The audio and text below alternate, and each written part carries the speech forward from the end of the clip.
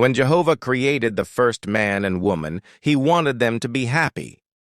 He gave them a beautiful home, the gift of marriage, and a fascinating assignment. They were to fill the earth with their descendants, making the whole planet a paradise like the Garden of Eden. He gave them only one simple restriction, and he warned them that if they broke that command by deliberately rebelling against him, their sin would lead to death. We know what happened. An invisible spirit, one who had no love for God or for them, entered the picture and tempted them to commit that sin. Adam and Eve gave in to that bad influence. Failing to trust their loving Father, they sinned.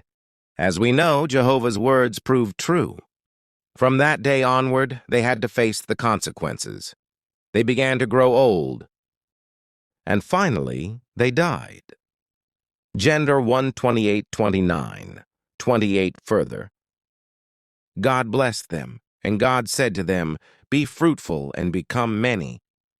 Fill the earth and subdue it, and have in subjection the fish of the sea, and the flying creatures of the heavens, and every living creature that is moving on the earth." 29. Then God said, "Here I have given to you every seed-bearing plant that is on the entire earth, and every tree with seed-bearing fruit. Let them serve as food for you." Gender 2:8-9, 8 further. Jehovah God planted a garden in Eden toward the east, and there he put the man whom he had formed. Thus Jehovah God made to grow out of the ground every tree that was pleasing to look at and good for food, and also the tree of life in the middle of the garden, and the tree of the knowledge of good and 16:18, 16. Jehovah God also gave this command to the man: "From every tree of the garden you may eat to satisfaction." 7. But as for the tree of the knowledge of good and bad, you must not eat from it, for in the day you eat from it, you will certainly die. Then Jehovah God said, "It is not good for the man to continue to be alone. I am going to make a helper for him, as a complement of him." Genesis 3:1-6, 3. Now the serpent was the most cautious of all the wild animals of the field that Jehovah God had made. So it said to the woman, "Did God really say that you must not eat from every tree of the garden?"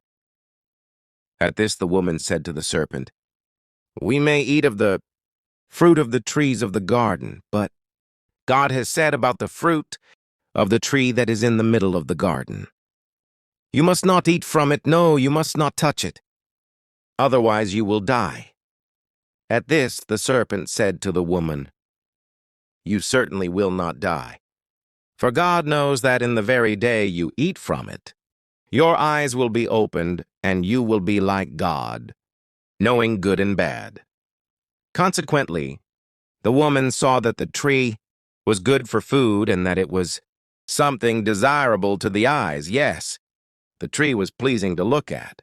So she began taking of its fruit and eating it. Afterward, she also gave some to her husband when he was with her, and he began eating it.